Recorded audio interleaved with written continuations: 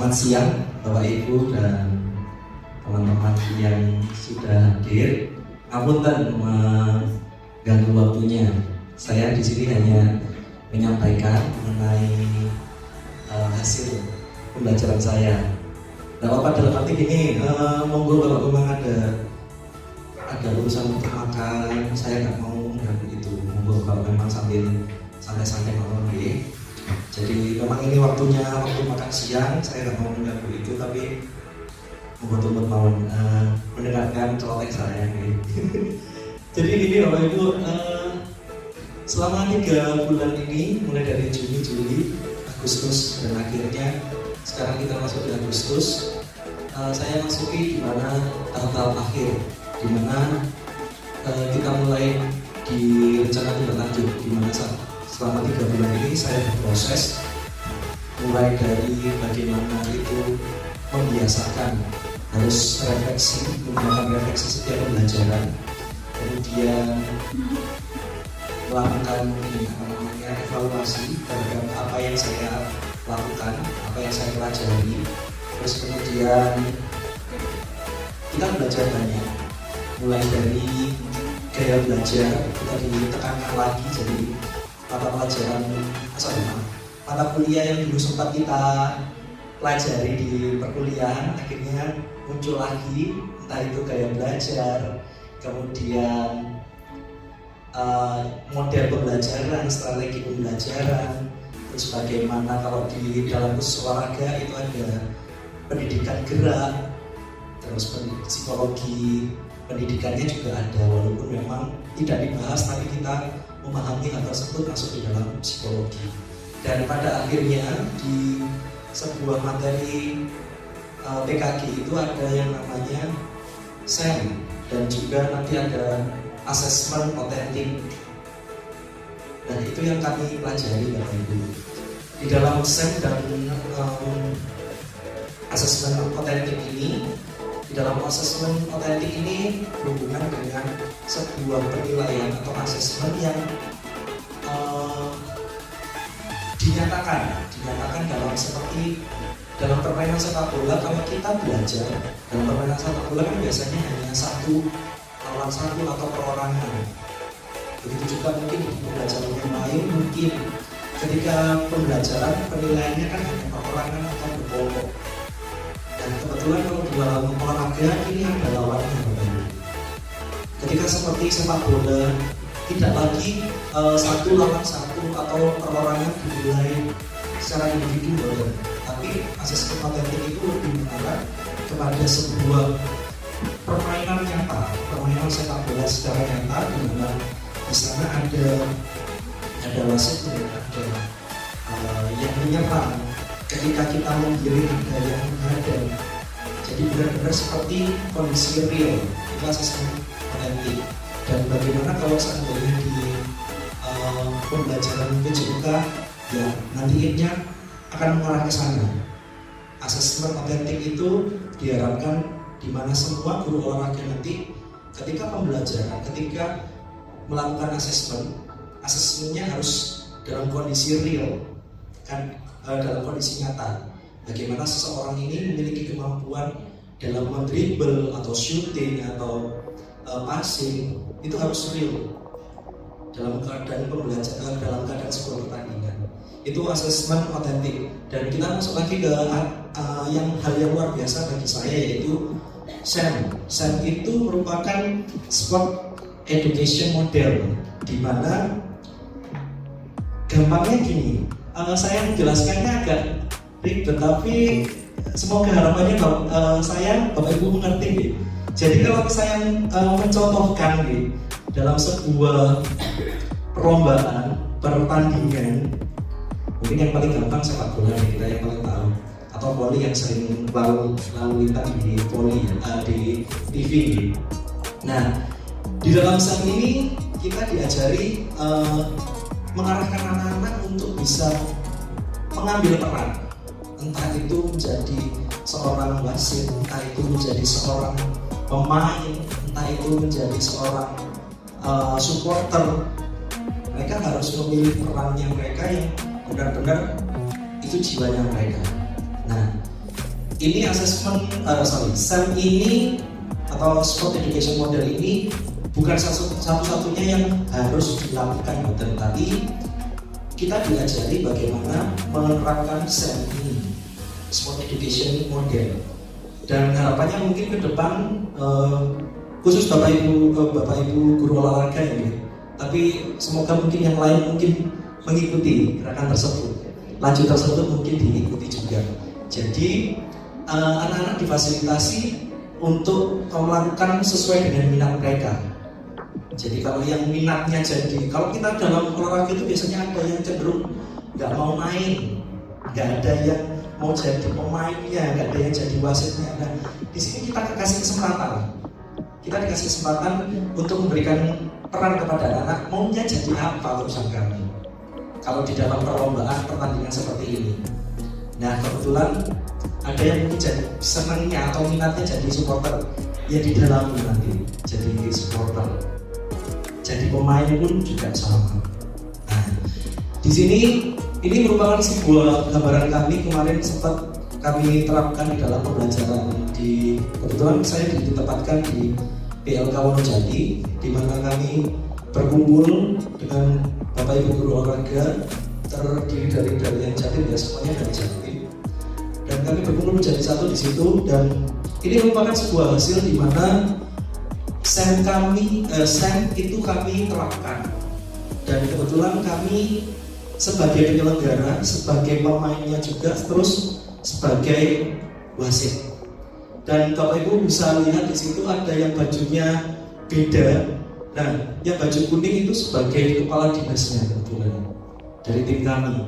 Ada juga yang berperan sebagai kepala sekolah. Terus ada yang baju putih itu ada yang jadi wasit.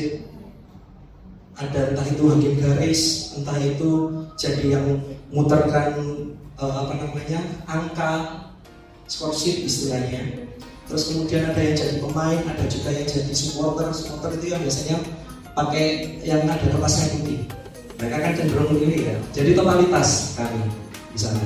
Terus kalau seandainya kita menang, di situ kami juga sempat tunjukkan kalau ada piala, walaupun memang daur ulang, tapi kelihatannya itu seperti piala.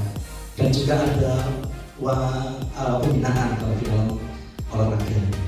Dan di sini RTL saya yaitu membahas tentang SEM, salah satunya tentang SEM, dan yang nantinya kita akan lakukan yaitu mengenai peringatan hari ulang tahun yang ke-79 Republik Indonesia.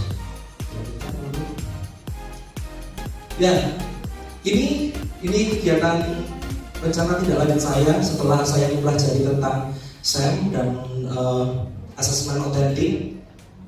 Tujuannya yaitu di sini saya memilih rencana tidak lanjut sebagai panitia atau pembuat program peringatan hari ulang tahun ke-79 Republik Indonesia ini dengan tujuan mendorong peserta didik untuk fasilitasi mereka dalam rekreasi, dalam menangi minat mereka kepada kesukaan mereka di dalam pembelajaran, entah itu olahraga, entah itu pelajaran bahasa Indonesia, bahasa Inggris, PPKN, dan prakarya atau seni budaya. Nah, di sana kita fasilitasi. Kebetulan salah satunya yaitu melalui kegiatan HUT hari ini. Oke, selanjutnya. Ya, latar belakang kami mendorong program ini yaitu berdasarkan pada kebutuhan untuk mendorong peserta didik untuk dapat menyediakan wadah mengeksplorasi minat dan bakat mereka sehingga kualitas sumber daya manusia atau kualitas peserta didik kita itu meningkat. Dan harapannya ketika anak-anak sudah melaksanakan ini bisa menjadi sarana atau media bagi Bapak Ibu guru ataupun anak-anak untuk bisa sharing, karena ini zaman-zamannya di mana selfie itu membludak, selfie itu menjadi sebuah hal yang luar biasa bagi mereka.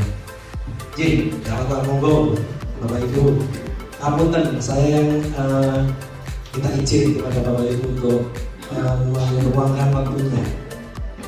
Oke, monggo untuk selanjutnya itu latar belakang yang saya inisiasi dengan adanya kegiatan tersebut. Kemudian harapannya di sini yaitu suara, pilihan, dan kemampuan anak-anak dalam merencanakan, melaksanakan, dan juga mengevaluasi sebuah kegiatan itu mulai dibentuk. Kalaupun memang sudah terbentuk berarti sudah mulai bisa mengevaluasi, sudah bisa mengoreksi apa yang jadi kesalahan, apa yang jadi sebuah masalah yang akan timbul di kemudian hari dalam sebuah kegiatan tersebut.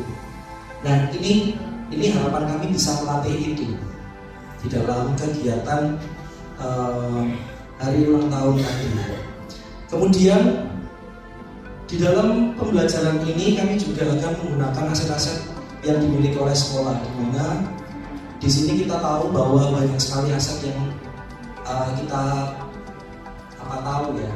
Dalam arti ini mungkin aset yang kita tahu itu seperti kalau pada umumnya yaitu sebuah tanah ya, terus harta benda itu yang normalnya biasanya kita pegang. Tapi di dalam pembelajaran itu banyak hal. Aset yang diantaranya yaitu ada fasilitas yang ada disiapkan oleh sekolah, kemudian teman-teman, guru ataupun anak-anak yang mempunyai kemampuan ataupun bahkan yang mungkin tidak memiliki kemampuan itu menjadi aset bagi kita. Lingkungan sekitar itu merupakan aset juga. Nah, selain itu itulah yang kita akan ekspor melalui aset-aset tersebut. Aset-aset yang kita miliki kita akan ekspor untuk memfasilitasi peserta didik dalam merencanakan, melaksanakan, mengevaluasi, dan ya intinya kita memberikan wadah bagi mereka untuk berkarya. Nah, tujuan secara lengkapnya yaitu seperti ini. Jadi kami memberikan keterampilan, ingin mengembangkan keterampilannya peserta didik secara fisik, karena ada lomba-lomba fisik ya, dan kemudian sosial di mana mereka akan saling bekerja sama, saling berkoordinasi dengan teman-temannya.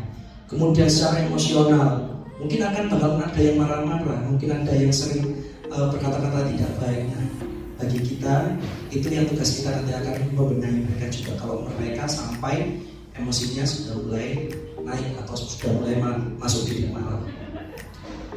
Kemudian untuk selanjutnya yaitu pemahaman, di mana kita akan belajar memberikan pemahaman kepada mereka. Begitu juga kita akan menerima pemahaman bagaimana peserta didik ini akan belajar apa sih kekurangannya mereka, apa sih yang menjadi masalah mereka di dalam kegiatan tersebut. Kita akan bantu, kita akan fasilitasi. Nah, kebetulan kalau di sini konsepnya kalau ini ya, OSIS ataupun anak-anak pun juga pasti akan mengalami hal tersebut. Selanjutnya kreativitas ya. Kreativitas yang di sini saya maksudkan yaitu bagaimana mereka bernalar untuk merencanakan. Dan sempat kemarin saya memberikan sebuah pembiasaan di mana ketika ada sebuah kegiatan harusnya ada delegasi. Tapi lebih saya mengarahkan ke sebuah simulasi. Jadi mungkin ada yang salah berpikirnya ya, mungkin dalam arti atau yang saya sendiri yang salah. Jadi saya mengartikan gladi bersih gladi kotor itu sama kayak simulasi gitu. Nah, simulasi ini bagi saya penting. Kenapa? Karena nanti ketika anak-anak sudah mulai mencoba tahu kesalahan-kesalahan ini itu, mereka akan belajar bagaimana hal tersebut harusnya tidak terjadi. Kok malah terjadi ketika simulasi? Nah, harapannya ketika nanti benar-benar mulai perlombaan tidak akan terjadi seperti itu lagi. Begitu juga nanti mungkin Bapak Ibu guru yang akan mengkoordinasi itu bisa akan membantu mereka, mengarahkan mereka agar hal tersebut yang pemikiran kita jadi masalah itu tidak akan terjadi. Oke, selanjutnya yaitu media positif. Ya, setelah mereka akan bertanding, mungkin akan ada kesenangan bagi mereka untuk bisa selfie, untuk mereka mengabadikan diri mereka dengan teman-temannya. Dan di di situ harapannya saya ini bisa diekspor lagi harapannya, dan juga ini semoga apa yang mereka sampaikan juga di luar nanti di sosial media itu hal yang baik. Ini selanjutnya,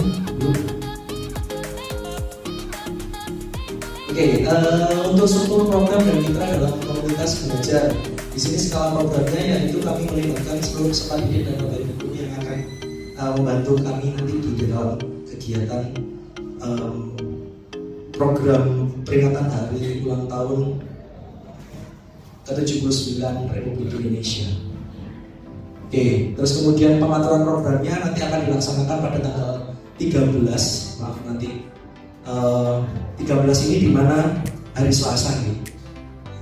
Hari Selasa sampai nanti tanggal 16 yaitu hari Jumat itu akan dilaksanakan pada hari tersebut dan bertempat di mana yaitu di Selasar, di lapangan basket Selasar, dan juga nanti akan dilakukan di kelas. Di lomba apa saja itu nanti akan saya sampaikan juga.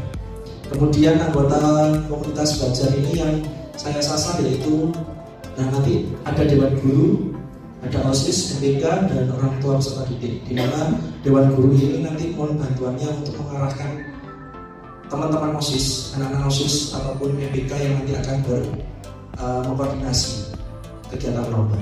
Selanjutnya Bu. Kapasitas yang dimiliki yaitu kita punya banyak fasilitas nih. Kita punya banyak fasilitas yang bisa kita manfaatkan tergantung bagaimana kita cara menggunakannya. Nah, di sini juga saya mengajari anak-anak bagaimana menggunakan alat yang ada yang kita miliki. Jadi ada beberapa barang itu saya arahkan peserta didik ini untuk membuat sebuah pertandingan atau perlombaan yang berdasarkan yang kita punya saja. Kalau memang nggak ada, diakali apa yang ada di dalam sekolah ini. Terus kemudian ada juga Bapak Ibu guru dan juga nanti kita akan ada sponsor Bapak Ibu. Tapi surprise ya, saya share di sini. Suka nanti kalau saya share atau ternyata yang keluar beda. Jadi nanti saja ketika sudah keluar nih sponsornya gitu. Terus kemudian aset best thinking ya, hampir sama dengan tadi yang sumber daya tadi. Kalau sumber daya tadi mengenai barang-barang yang ada atau orang-orang yang ada ya, ini sama juga.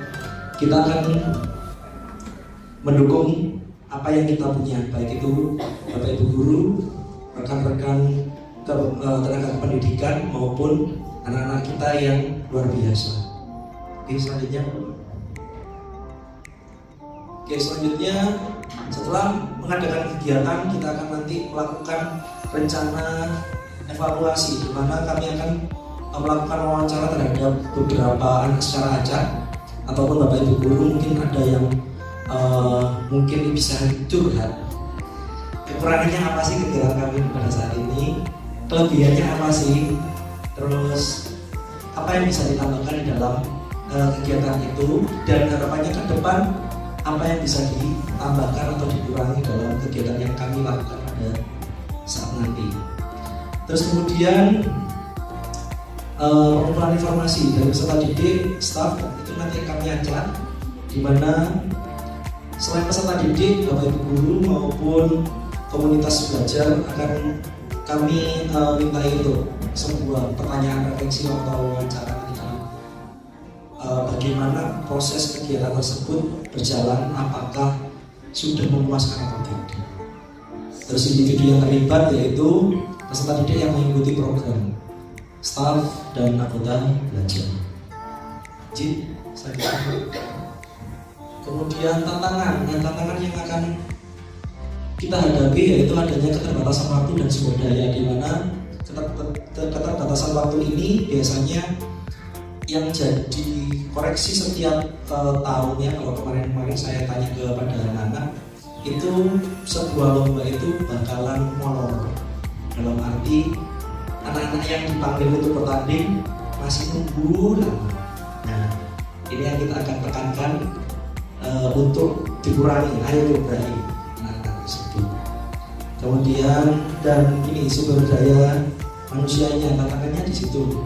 Mungkin nanti akan saya mungkin akan mengalami crash dengan Bapak Ibu juga ketika ada ini koordinasi. Dan saya mohon maaf nanti kalau memang ada kegiatan seperti itu. Dan artinya gini, selain saya mengalami hal tersebut, mohon saya juga dibimbing kekurangannya di mana. Tolong disampaikan. Karena saya di sini juga masih perlu belajar banyak di dalam membuat sebuah program ataupun melaksanakan kegiatan. Ya, itu tantangan yang mungkin bisa saya tantangan secara keterbatasan waktu, sumber daya maupun koordinasi antar pihak. Itu yang saya perlu sampaikan di kemungkinan tantangan. Dan mungkin terakhir, terima kasih. Ya, hanya itu saja Bapak Ibu rencana tindak lanjut yang bisa saya sampaikan.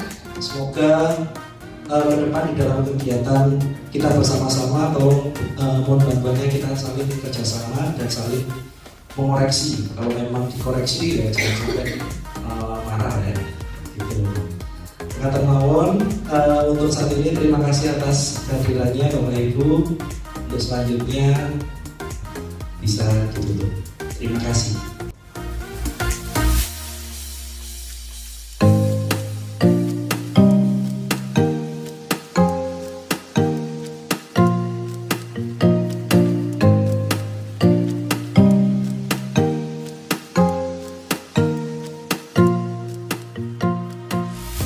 Saya akan menjelaskan tata cara dan juga syarat-syarat untuk perlombaan portal sarung. Nah, yang dibutuhkan hanya sarung dan juga ini ada 8 anak sebenarnya, nanti kita kurangkan. Nah, cara mainnya seperti ini. Oh ya, untuk gendernya bebas, bisa laki atau perempuan. Masuk. Oke. Ayo, ayo.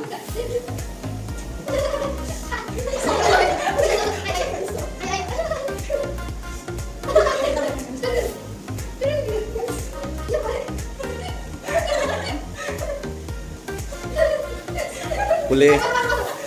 Boleh kayak gitu ya, ada yang turun gitu ya. Iya, Pak. Nah, ini bebas ya. Oh, ini enggak.